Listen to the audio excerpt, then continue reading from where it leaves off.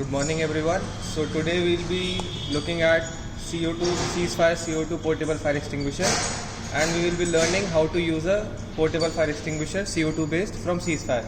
So as you can see on the top, there is a squeeze grip mechanism which has been provided. By pressing the squeeze grip you can activate the extinguisher. Moving further, you can see there is a safety seal. This is the safety pin to provide the extinguisher from getting activated accidentally. Further downwards, you can see there is an indicator. This is the used unused indicator which has been provided. By looking at this indicator, you can identify whether the extinguisher is ready to be used or not. In this indicator, you can see there are two bars. One is the green bar, which is the ready bar, and one is the red bar, which is the used bar. If in case the pointer needle is in the red zone or if it is pointing towards the red bar, used bar, you don't have to use the extinguisher. The extinguisher shall be used only when the pointer needle is pointing towards the green bar or the ready bar. Now moving ahead, you can see there is a discharge nozzle. This is the discharge horn for the extinguisher. This discharge horn is made up of plastic, is made using plastic, so that while using the extinguisher you don't get any kind of thermal shock from CO2. Now this is the main extinguisher body. Over this body you can see there is a label stuck onto the top of the body. This label has certain key features. On the top, in the middle of the label, you can see instructions to operate the extinguishers have been mentioned, and below that the classes of fire on which the extinguisher is applicable have been mentioned. For this case, for CO2 based portable fire extinguisher of this capacity, the sticker recommends it to be used on class B, class C and ESF type of fires. Good morning everyone. तो आज हम सीखेंगे ceasefire CO2 based portable fire extinguisher को कैसे इस्तेमाल करा जाए। तो जैसा कि आप देख सकते हैं, सबसे ऊपर आपको यहाँ पे एक दिया जाता है स्क्वीज ग्रिप मैकेनिज्म, जिसको प्रेस करने पे या दबाने पे आप एजेंट डिस्चार्ज करेंगे। स्क्वीज ग्रिप के नीचे आपको दिखेगा एक यहाँ पे सेफ्टी पिन या सेफ्टी सील दी गई है। ये सेफ्टी पिन दी जाती है ताकि आप एक्सटिंग्विशर को गलती से जब आप इसको एक्टिवेट नहीं करना चाहते हैं मेंटेनेंस के दौरान या सफाई के दौरान, तो गलती से ही एक्टिवेट ना हो जाए। उसके अलावा आप यहाँ देखेंगे आपको इंडिकेटर दिया जाता है। इस इंडिकेटर में आपको दो मार्किंग दिखती है, एक हरे रंग की और एक लाल रंग की। हरे रंग की मार्किंग है आपकी रेडी मार्किंग, लाल रंग की मार्किंग है आपकी यूज मार्किंग।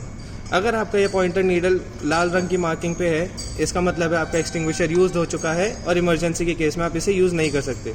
इमरजेंसी के केस में आप एक्सटिंग्विशर CO2 बेस्ड एक्सटिंग्विशर आप सिर्फ तब यूज़ करेंगे सीजफायर का जब ये पॉइंटर नीडल ग्रीन जोन में हो या रेडी मार्किंग की तरफ पॉइंट कर रहा हो। उसके आगे आप देखेंगे तो यहाँ पे एक डिस्चार्ज हॉर्न प्रोवाइड करा गया है। ये डिस्चार्ज हॉर्न प्लास्टिक से बना है, और प्लास्टिक से इसको बनाने का एक ही रीज़न है कि एजेंट डिस्चार्ज के टाइम जब आप हॉर्न पकड़ रहे हैं तो आपको CO2 की वजह से थर्मल शॉक ना लगे।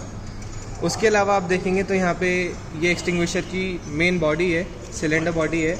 इस पर आपको एक लेबल दिखेगा। इस लेबल पे आपको यहाँ इंस्ट्रक्शंस हैं कैसे आपको एक्सटिंग्विशर ऑपरेट करना है, उसके इंस्ट्रक्शंस दिए गए हैं। उसके अलावा कौन सी क्लासेस ऑफ फायर पर आप इसको यूज़ कर सकते हैं, जैसे कि इस केस में क्लास बी, क्लास सी और ESF टाइप ऑफ फायर पे यूज़ कर सकते हैं, वो यहाँ पे दिखाया गया है। अब एक असली फायर सिनेरियो में जब आपको एक्सटिंग्विशर ऑपरेट करना है तो उसको इस्तेमाल करना भी इसे काफ़ी आसान है। आपको सबसे पहले क्या करना है, आपको इंडिकेटर देखना है। अगर ये इंडिकेटर में जो नीडल है अगर वो ग्रीन जोन में है, आप तभी इस एक्सटिंग्विशर को यूज़ करिए। अगर नीडल गलती से रेड जोन में है तो आप दूसरे एक्सटिंग्विशर की तरफ मूव करिए। उसके अलावा दूसरी चीज़ आपको जो सबसे पहले देखनी है कि आपकी जो फायर लगी है या इमरजेंसी सिचुएशन जो क्रिएट हुई है उसमें फायर कौन से टाइप ऑफ फ्यूल की वजह से है, क्लास बी फ्यूल की वजह से है, सी की वजह से है या किस टाइप की फ्यूल की वजह से है। जिस भी टाइप की फ्यूल की वजह से है वो फ्यूल एक्सटिंग्विशर के साथ कंपैटिबल होना चाहिए। जैसे कि इस केस में CO2 फायर एक्सटिंग्विशर के साथ आप सिर्फ क्लास बी, क्लास सी और ESF टाइप फायर फाइट कर सकते हैं। तो अगर आपके प्रेमाइस में इन तीन क्लासेस ऑफ फायर के अलावा कोई और क्लास ऑफ फायर है तो ये रिकमेंडेड है कि आप CO2 बेस्ड एक्सटिंग्विशर ना यूज़ करें। उसके अलावा जब आपको एक्सटिंग्विशर एक्टिवेट करना है तो सबसे पहले आपको इंडिकेटर देखना है, ये ग्रीन जोन में होना चाहिए। उसके बाद यहाँ पे जो सेफ्टी पिन या सेफ्टी सील दी गई है, आपको इसको पुल करना है। आप इस पर थोड़ा सा जान लगाएंगे, थोड़ा सा खींचेंगे तो ये बाहर आ जाएगा। उसके बाद आप इसको ऐसे पकड़िए, एक हाथ में हॉर्न पकड़िए और उसके बाद फायर से सेफ डिस्टेंस बना के आप स्क्वीज ग्रिप को प्रेस करेंगे और नोजल को जो आपका हॉर्न प्रोवाइड किया गया है उसको फायर के बेस पे एम करके आप एजेंट डिस्चार्ज कर देंगे. Okay, so now we will see how to operate the extinguisher on a rear fire. Now before operating the extinguisher, first you have to observe use the news indicator, and the pointer needle should be in the ready zone. If the pointer needle is in the red zone or in the unused zone, you should move to the next available extinguisher. Next thing you have to see is the classes of fire on which the extinguisher you are choosing is applicable on.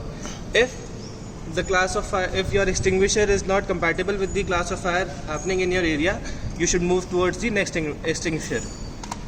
Now to operate the extinguisher, what you have to do is first you have to take out this safety pin by pulling on the safety seal.